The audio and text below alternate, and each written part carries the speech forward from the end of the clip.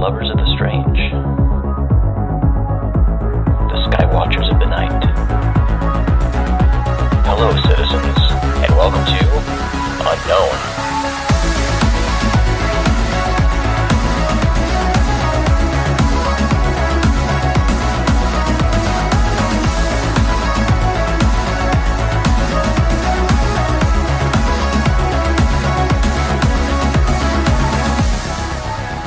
I'm Jason McClellan. Thanks for hanging out with me. On Friday, June 25th, the public was presented with that much-hyped and highly anticipated U.S. government UFO report.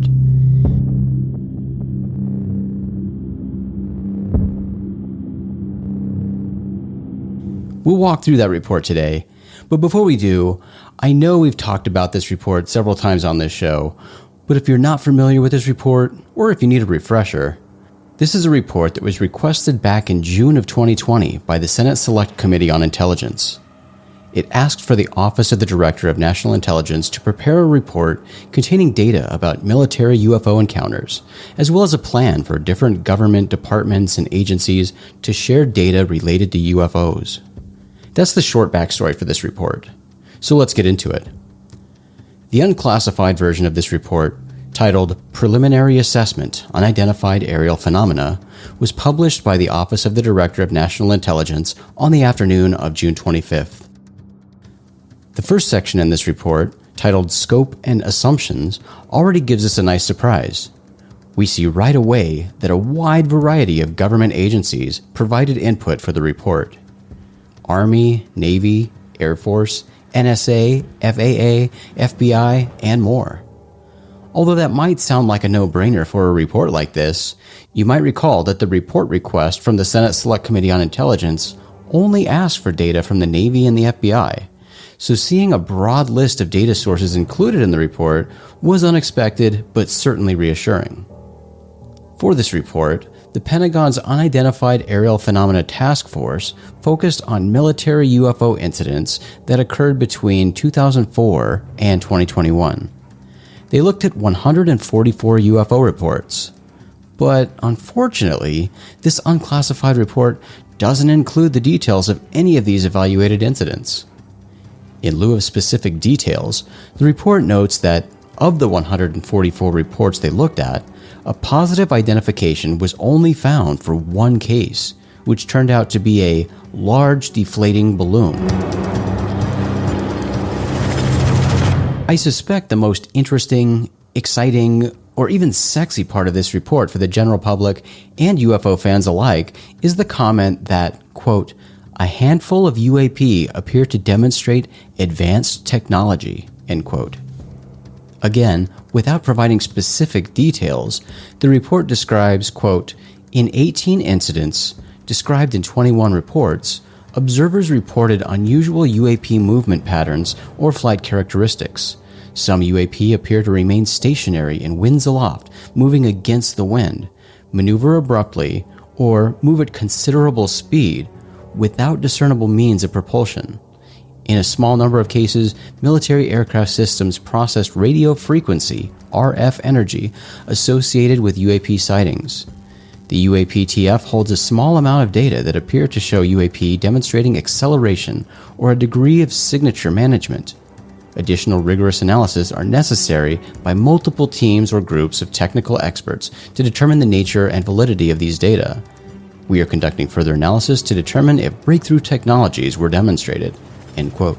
And on the other hand, the part of this report that probably bummed some people out the most was this statement, quote, the limited amount of high-quality reporting on unidentified aerial phenomena hampers our ability to draw firm conclusions about the nature or intent of UAP, end quote. Many people were really hoping for some sort of groundbreaking announcement or some conclusive determination about aliens, or certainly something more exciting than we don't know. But that's UFOs. Welcome to the game. That's how trying to identify UFOs works. In the large majority of cases, you can come up with likely explanations, but most cases also have extremely limited data. So firm conclusions are hard to come by. One component of the report I personally found to be a bit silly was the statement that, quote, UAP probably lack a single explanation, end quote. Really? You don't say. Of course there isn't a single explanation for UFOs. Every UFO sighting is different. The explanations for UFO sightings are infinite. But I suppose it's good that this detail was included in the report. It's something that the general public doesn't fully grasp. And frankly, it's not surprising to see things like that in this report. It clearly indicates that the individuals who assembled this report are new to this topic. And that's not necessarily a bad thing.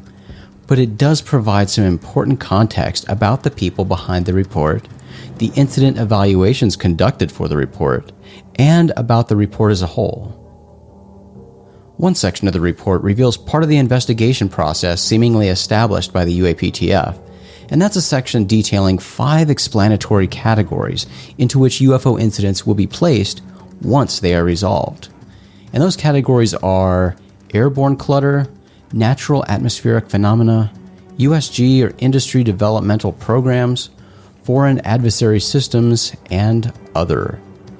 Of course, this other bucket is where cases most interesting to UFO researchers will land. And it's nice to see that, at least for now, the plan isn't simply to dump the unknowns into a bucket and forget them. The report explicitly states, quote, "We would group such objects in this category pending scientific advances that would allow us to better understand them. The UAPTF intends to focus additional analysis on the small number of cases where a UAP appeared to display unusual flight characteristics or signature management," end quote. Unsurprisingly, the report states, quote, "UAP sightings also tend to cluster around U.S. training and testing grounds," end quote. That's not surprising for this report because, after all, military training ranges were more or less the focus of this report. But I was glad to see them responsibly add, quote, "But we assess that this may result from a collection bias as a result of focused attention, greater numbers of latest generation sensors operating in those areas, unit expectations, and guidance to report anomalies," end quote. UFOs are reported all around the world every day. And there's no question that the number of sightings that occur outside of military airspace far outweigh those that do. So again, this is just kind of a common sense thing. There's one section of this report that I had to reread a few times, and that's a section that mentions the Federal Aviation Administration, the FAA. The report states, quote, "The FAA captures data related to UAP during the normal course of managing air traffic operations. The FAA generally ingests this data when pilots and other airspace users report unusual or unexpected events to the FAA's Air Traffic Organization," end quote. I initially found this statement troubling because, no, the FAA has notoriously and confusingly wanted nothing to do with UFO reports and data. Their manual directs people wishing to report a UFO to civilian UFO reporting centers, like the National UFO Reporting Center. Now, maybe this is a new shift in policy that will be reflected in the manual soon, but after rereading this statement a few times, I suspect the report is only specifically referring to live incidents, like when a pilot sees an unexpected craft nearby and radios a tower to inquire about any nearby traffic.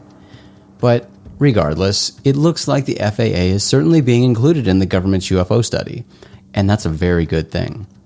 The UFO report concludes in a logical and predictable way by again pointing out that it's not easy to study UFOs, even harder to identify UFOs, and any further official study requires more resources. In explaining this, the report reveals that the UAP task force has long-term goals. It states, quote, "The UAPTF's long-term goal is to widen the scope of its work, to include additional UAP events documented by a broader swath of USG personnel and technical systems in its analysis," end quote. It's disappointing to see that sites are still only focused on government and military UFO sightings, but it's progress. Certainly a step in the right direction. After the classified version of the UFO report was published to the public, Congressman Adam Schiff, who is the chairman of the House Intelligence Committee, released a statement about the report. It says, quote, "Through the Intelligence Authorization Act, the Congress and the Intelligence Committee required the preparation and release of today's report, as it has become increasingly clear that unidentified aerial phenomena are not a rare occurrence, and our government needs a unified way to gather, analyze, and contextualize these reports. We should approach these questions without preconceptions to encourage a thorough, systematized analysis of the potential national security and flight safety risks posed by unidentified aerial phenomena, whether they are the result of a foreign adversary, atmospheric or other aerial phenomena, space debris, or something else entirely. We look forward to reviewing the report and will host a classified briefing for the members of the House Intelligence Committee later this year based on its findings, and to build on the member briefing held last week. As we continue to receive updates, we will share what we can with the American people, as excessive secrecy will only spur more speculation." End quote. Additionally, on the same day, Deputy Secretary of Defense Kathleen Hicks issued a memo directing the Office of the Undersecretary of Defense for Intelligence and Security to, quote, "develop a plan to formalize the mission currently performed by the UAPTF. The plan should, number one, establish procedures to synchronize collection, reporting, and analysis on the UAP problem set, and to establish recommendations for securing military test and training ranges. Number two, identify requirements for the establishment and operation of the new activity, to include the organizational alignment, resources, and staffing required, as well as any necessary authorities and a timeline for implementation.